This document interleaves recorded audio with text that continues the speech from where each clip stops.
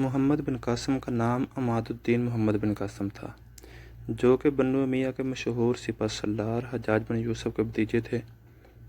محمد بن قاسم نے 17 سال کی عمر میں سندھ فتح کر کے ہندوستان میں اسلام کو متعارف کروایا تھا۔ ان کو اس عظیم فتح کے بعد ہندوستان پاکستان کے مسلمانوں میں ایک مسیحا کا اعزاز حاصل ہے، اور اس لیے سندھ کو باب الاسلام کہا جاتا ہے، کیونکہ وہ ہندوستان پر اسلام کا دروازہ یہیں سے کھلا تھا۔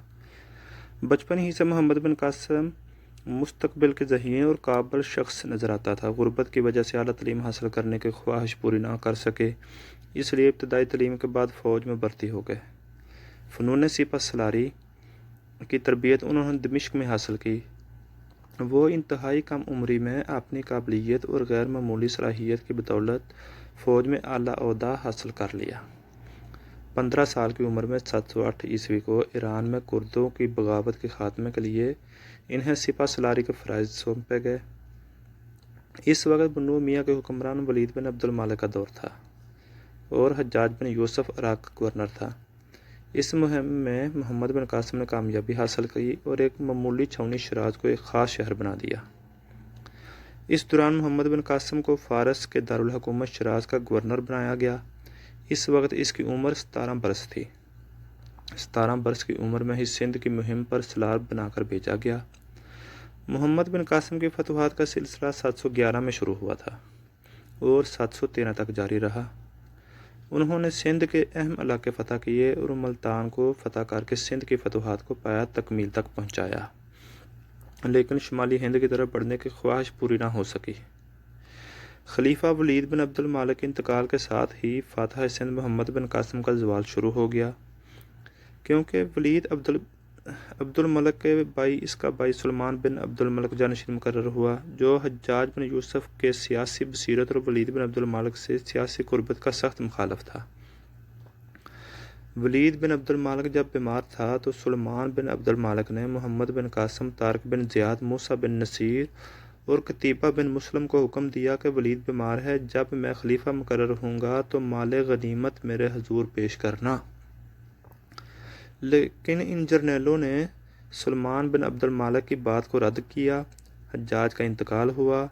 اس کی خلافت کے آغاز کے ساتھ ہی اس نے عداوت کا بدلہ اس نے حجاج کرام کے تمام خاندان سے لیا، اور محمد بن قاسم کی تمام خدمات اور کارناموں کو نظر انداز کرتے ہوئے انہیں حجاج کے خاندان کا فرد ہونے کے جرم میں عتاب کا نشانہ بنایا۔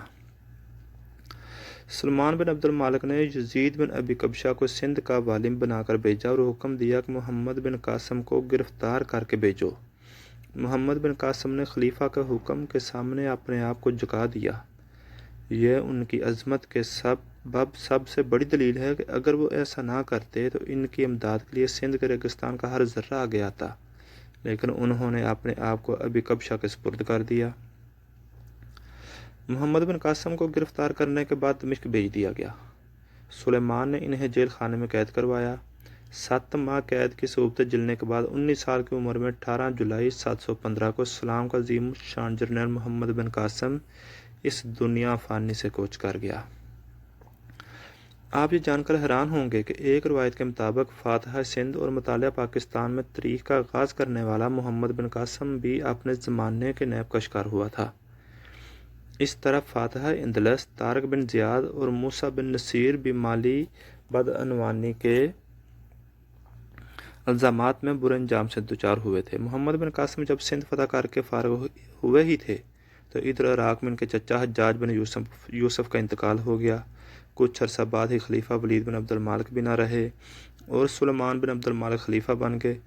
یہ بہت ہی سخت خلیفہ تھا۔ ولید نے ان کے بجائے اپنے بیٹے کو ولی عہد بنانے کی کوشش کی تھی، مگر سلمان نے ولی عہد چھوڑنے سے انکار کر دیا۔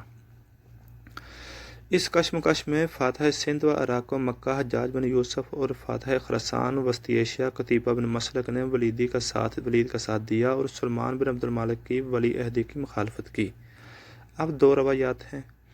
پہلی روایت کے مطابق محمد بن قاسم نے جب سندھ سے بے شمار شریف عورتیں کنیزیں بنا کر دربار خلافت میں بھیجی تھی تو ان میں راجہ داہر کی 2 بیٹیاں بھی شامل تھیں جو خلیفہ کو نظر کی گئیں۔ جب خلیفہ نے اس کنیز شہزادی پر تصرف کرنا چاہا تو اس نے عذر پیش کیا کہ وہ خلیفہ کے